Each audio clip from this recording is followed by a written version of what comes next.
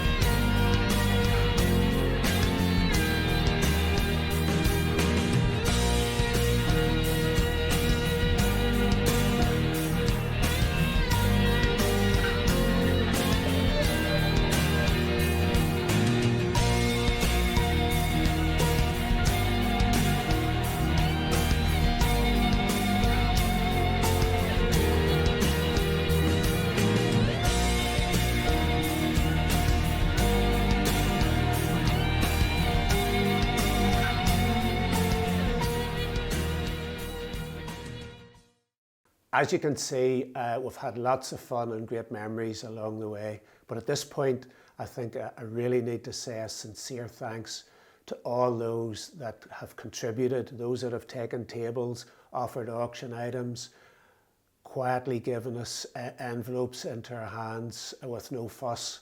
That has all contributed to making serious difference to people's lives.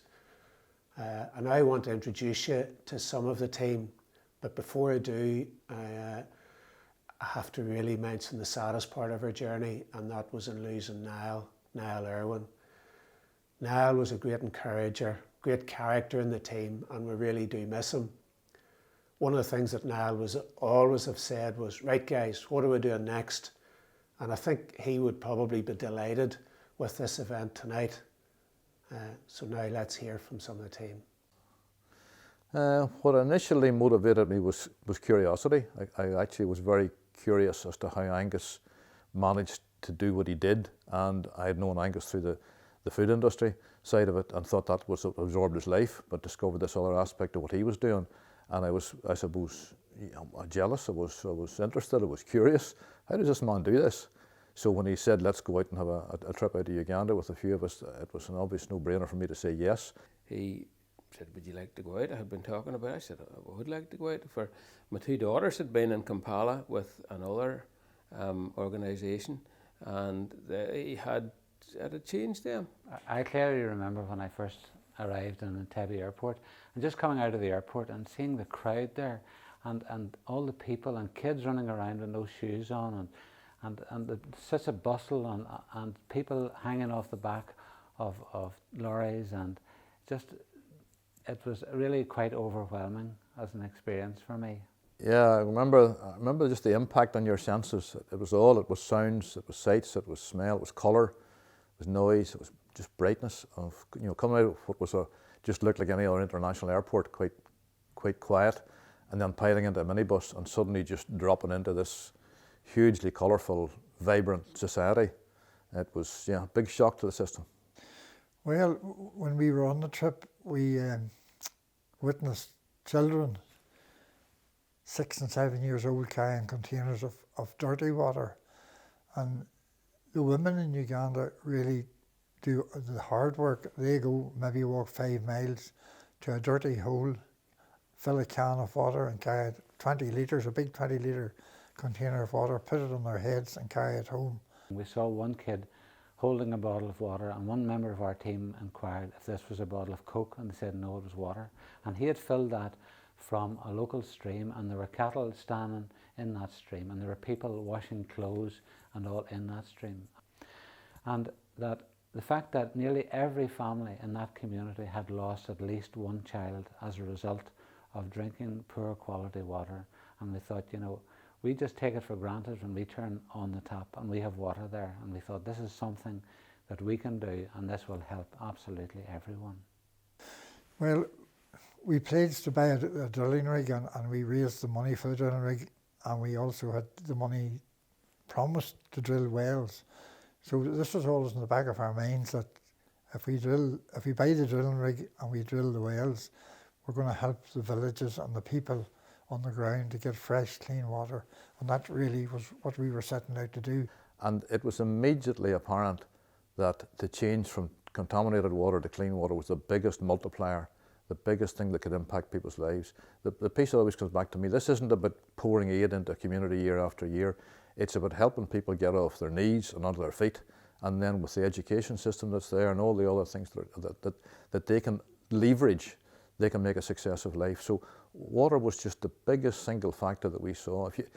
If you equate giving water to removing a large part of the disease that they're certain to have otherwise, then you transform people's lives.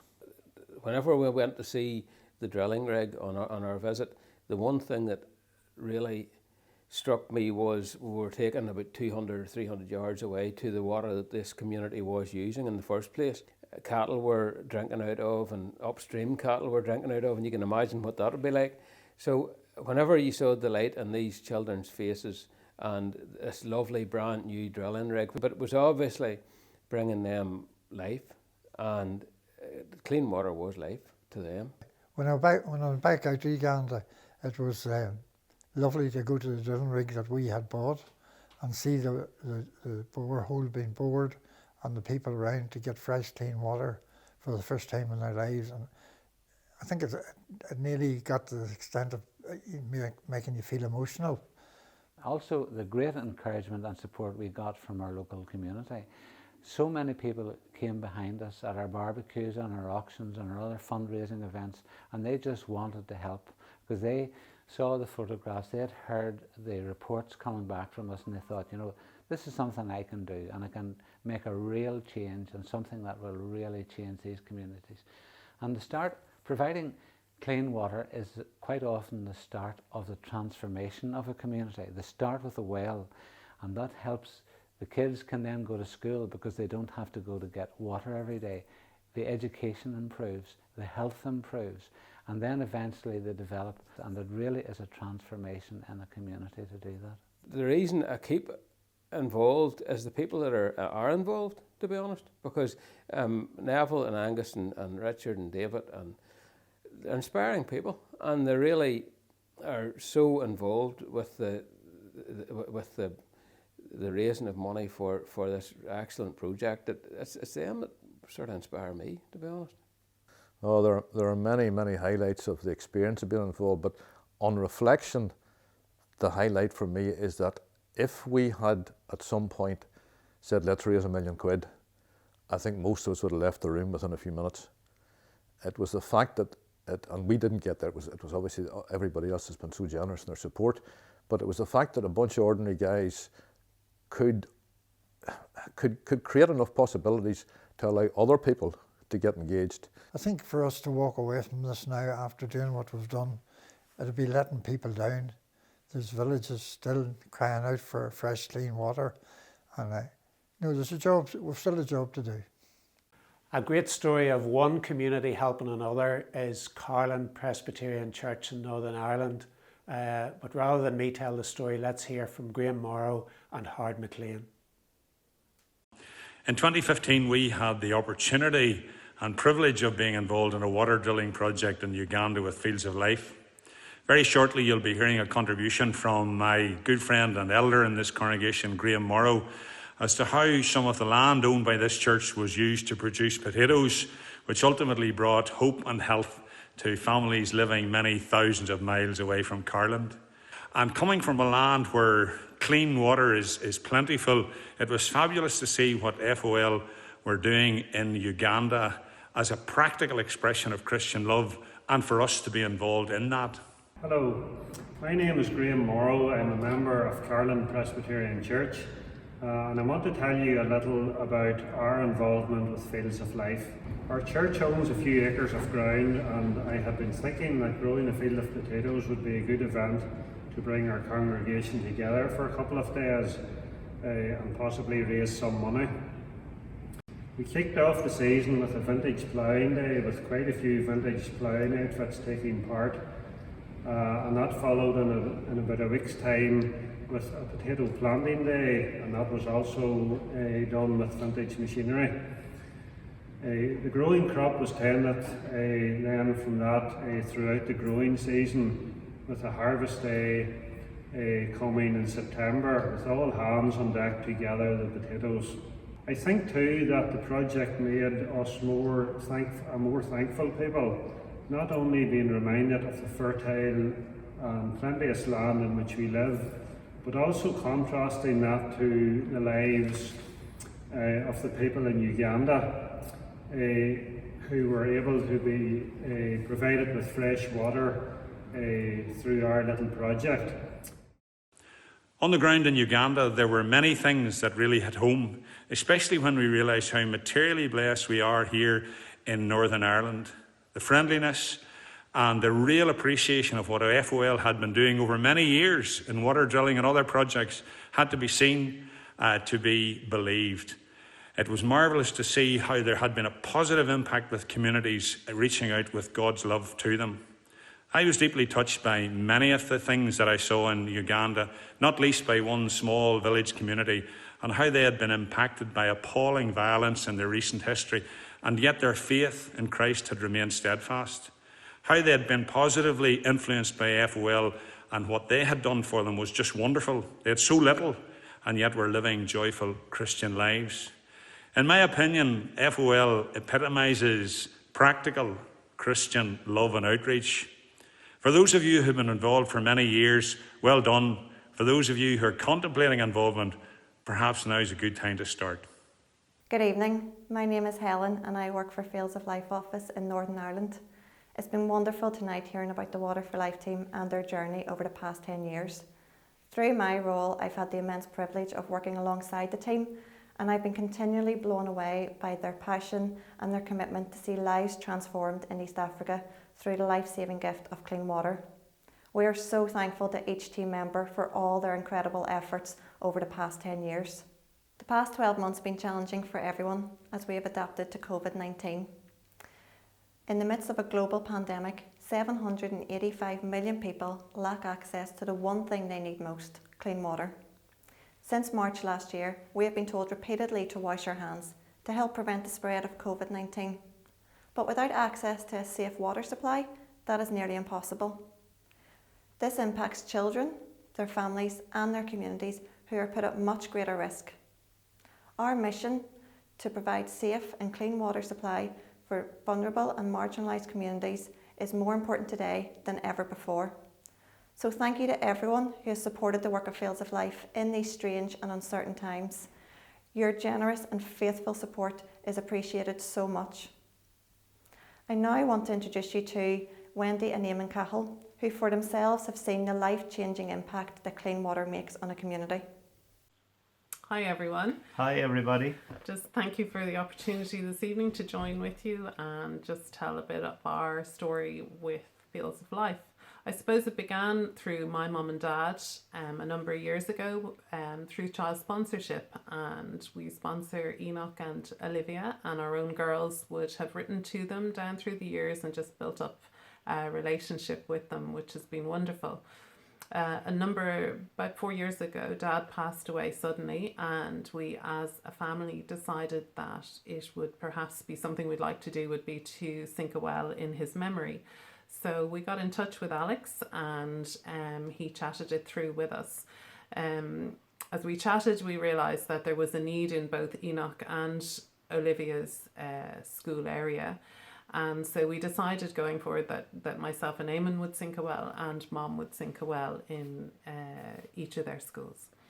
So this was a great opportunity, and Alex was going out at Easter on a fact find and asked us would we join him. So we said we would, and off we went, really not understanding what was ahead, but it had a huge impact on us. I think just going into the village and actually seeing the effect of clean water on a village is something I'll never forget. The joy of the people, just realising that the girls now could collect water safely. They didn't have to be on dangerous roads for hours at a time, and that they could also go to school now as a result of the well being directly in the village. And just that the waterborne diseases that really would have affected particularly the infants and the elderly were just gone overnight. So it just had a huge impact on us. And I think coming home we realised that it wasn't the end of the trip, it was possibly just the beginning of something. And we've had the privilege since of bringing out our own daughter and a group of teens as well. On a trip, and we had another one ready to go as well, another trip ready to go just before COVID hit, so that one is on hold at the moment. But I think that was the impact mainly on me. Yeah, and I think the word impact, as Wendy says, is probably a word that ties all what we have to say together. We were very impacted by Fields of Life. They're a very efficient and very effective charity in what they do, very transparent and a faith-based organisation, and we all were greatly impressed by that.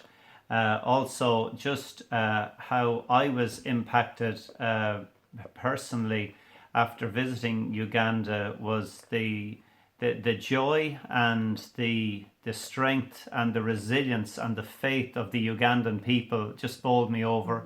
I have never experienced such joy in my life. than what I experienced from the people out there. And just if there's one person who epitomized that, we were invited to Dara High School, where the students put on a wonderful worship service and a welcome for our team. And one 17-year-old student stood up to preach, and he preached with such passion and such faith from his experience in Uganda that it all affected us deeply and profoundly. He spoke about just the spirit in you is greater than poverty, greater than disease, greater than any adversity. And that's something I still remember today and use in my own life when I face adversity. And that was just really summed up, I suppose, our trip in what he said. And yes, just impacted us greatly. So we just want to thank you for allowing us to be a part of your day and your evening, and we wish you all the best. Thank you. Thank you. And now for the highlight of this evening. We're going to go to Uganda to meet the drillers. They are the real heroes of Fields of Life. They spend months on end away from their families, bringing fresh, clean water to communities. Just sit back and enjoy this journey with us.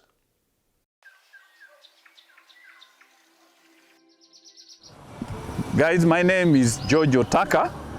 I am wash manager, water hygiene and sanitation manager, and also the hydrogeologist of Fields of Life. We are here at the head office in Kampala of Fields of Life. I want to take you to the journey where we are doing the drilling work. We are drilling water in Butaleja district, eastern Uganda. The drilling team is already there. I've already done the siting. My work is to do the siting and to locate water where it is. Now I will take you to a journey of about 400 kilometers, and then we'll start the drilling. This is the time. Let's move on for 5 hours drive. Thank you. Let's go.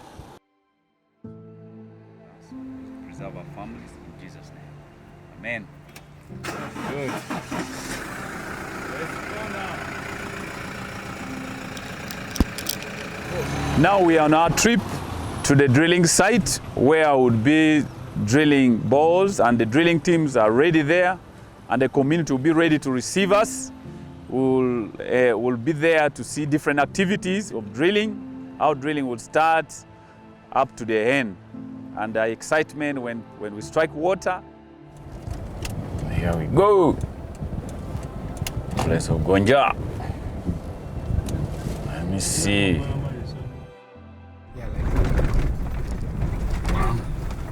Now we are hitting the Maram Road, Bad Road to Butaleja, the site where the drilling is happening. It's really a bad one. A lot of potholes, and it's a slow drive. But that is what we are used to. This is a dusty one. Yeah. Maybe about 1 hour, then we'll get to the site. Here we go.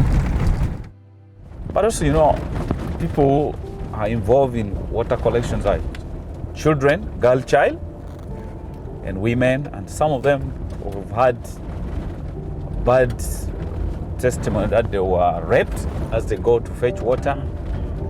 There are children that this, when you bring water close to them, safe and clean water, then it means in a way you've removed these challenges, you've dealt with or reduced it to an extent. Yeah. Mpolo Goma, I think. Yeah, part of Mpolo Goma River. Mpolo Goma. Is this bridge strong? Yeah, if the train can go on top of it.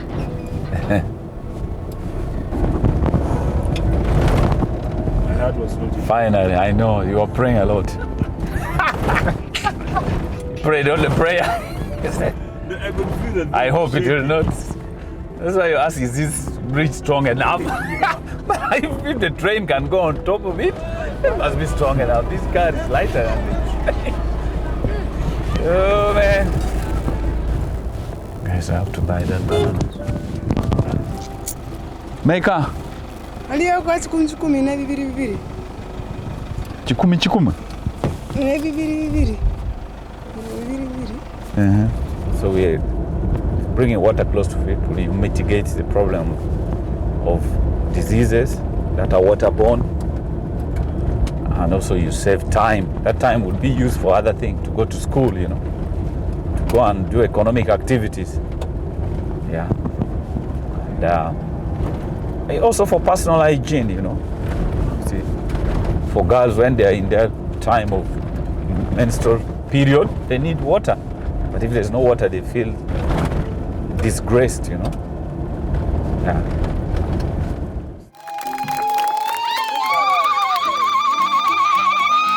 We are now at the site. The village is called Bungoma in Butaleja district. As usual, we normally start drilling work by prayer. We commit the drilling activity by prayer. So you can see the team there. The person who heads prayer and devotion. Usually in the morning and when starting drilling, we first pray with the community. And the person leading there is Leonidas. So he's leading us into prayer so that God will guide us, protect, and since it's a way of reaching out to the community with the gospel also, to make people know, we're trusting God. So immediately after prayer, then drilling will start. Children are very many there, they're very excited to see this, but when the drilling activity starts, we normally make them stay away for safety. Yeah. The person who is operating the machine is called Washington Omoko. You see the person who is operating? Yeah. Washington! Hey, sir. This is Washington Omoko. And then Isaac went to us and he engaged Zito, and Leonidas, and then there. Mubarak is a Muslim, one of the guys is there. And then another 6 members.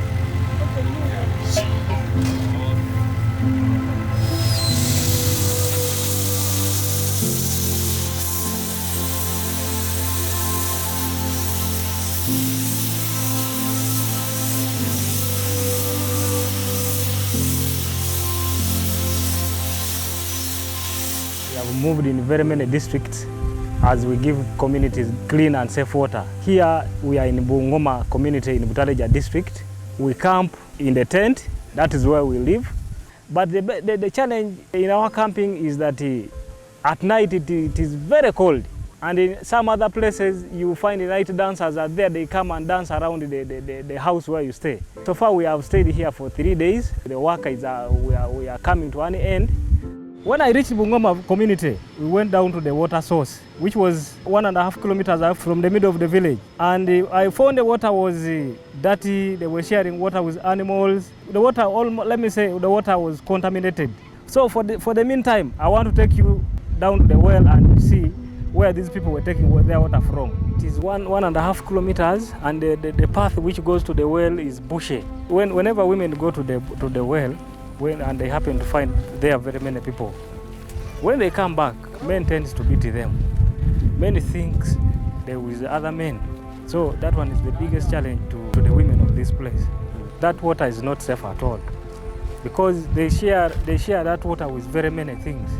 For example, frogs are there, snakes. They share that water with animals, cows, goats. So in that process of sharing, I don't think it is safe at all. And even if you are to look at it, the water is very dirty. Even if you look at their health is not really good. You just look at the skin and you see that there is a problem. So the families here without water is very, very hard. Very hard. Yeah. This is the well the community of Bungoma has been getting water from. It has very many challenges and risks. One of them, the snake was under this log here, and it bit the child. Last week they buried the child. When it rains and it becomes very slippery, again one child fell into the water and died. So as they're fetching water, it is very risky. You step feces from the other side. Again, you come and step on the water. You draw contaminated water, is the one you take at home. Down there, they're sharing it with very many animals. You can see the dunks of the cows. When it rains, all that things comes and enter the water. But the community just come and draw, they take to their homes, which is really very contaminated, as you're seeing. You're seeing it like that, but down there it is deep. When a child happens to somersault down there, that is a gone case. A child will die. Ebizibu yagene mu maji agahudangagana. Olwala nyo hedukana. Nausesema. Nuhuja ngano, era kuja ne feralihi emisota gibanga nemyene mingi. Sawa ini kutuma bana abo. Abana baduluma bali hangane bidomolo. Olundi mutwongere kubanga kuli bangi.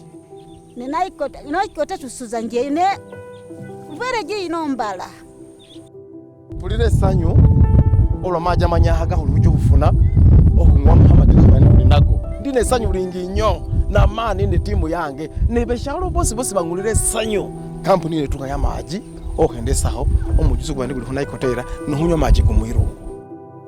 Ndoboza muwone bikunywa amajaga hunywa ng'ombe ginywamo amahere galumo bizota girumo kinana buli kitu bwagana tikalo bulamu bubinyo bwabona otikale bitu bikunywa sibitunga mani ndina masanyu mangi field of life okuja omuitundu kino kubatunga amaji.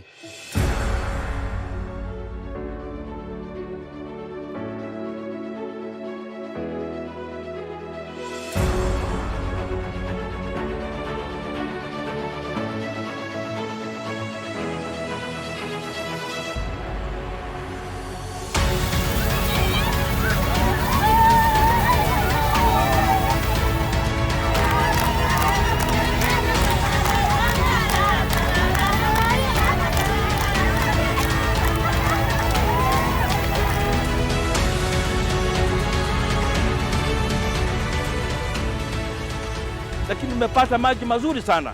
Tuko na furaha sana. Kwa upande wangu mwenyewe niko na furaha zaidi. Nimeshikwa na nyege ile zaidi. Yaani tulikuwa tuko na changamoto ya maji. Lakini tumepata maji mazuri sasa. Hayo ndio mambo yangu. The work is almost coming to conclusion. The next step is to develop the borehole so that clean water will start coming out, and then we do test pumping, then we do the casting and install the pump. The community of this village is very grateful to Fields of Life for providing this water source, clean and safe water. Thank you so much. We are so grateful. We thank God and we thank you for providing, and the entire community on the behalf of Fields of Life and the community of Bongoma. We are very grateful for the support. It has been a hard journey. It has been a tough one from the beginning, and we are now almost concluded. Thank you so much. God bless you. Mwebale nyo, mwebale mbahenyene, nikwe yasa, mwebale.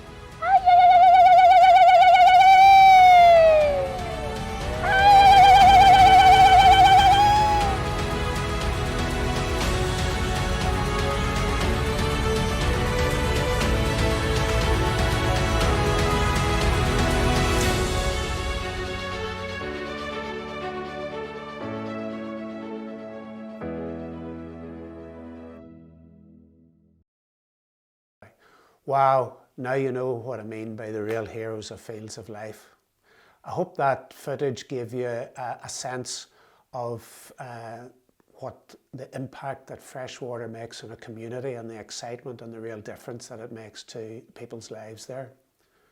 If you've been inspired by what you've been seeing this evening and you'd like to get involved, there are a few ways to get involved.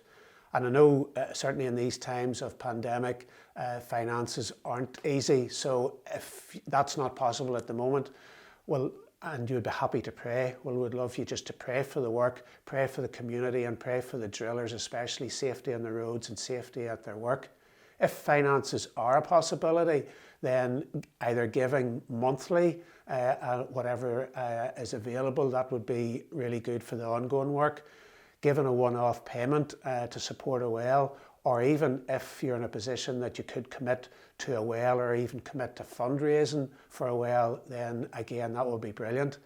And how you do that is if you go to the Fields of Life website, www.fieldsoflife.org, fieldsoflife.org, and you'll get more information there, or contact some of the people that you've seen on here tonight. Over the years, we have been really intentional to make the wells that we dig sustainable, not just the mechanics of them, but also sustainable within the community. The cost of a well is £8,550, and that's made up of three parts: the actual cost of drilling the well and the hardware that's involved. Secondly is the training of the local user committee, and their job is to ensure the long-term maintenance of the mechanics and the hygiene around the well. And thirdly is training of the entire community on sanitation and hygiene, to make sure that not only do they collect safe water, but then they use the water safely when they get back home. We hope that through tonight you have seen how every donation changes lives. But sadly, that's all we've got time for, so thank you very much for joining us. And we're just going to leave you with this.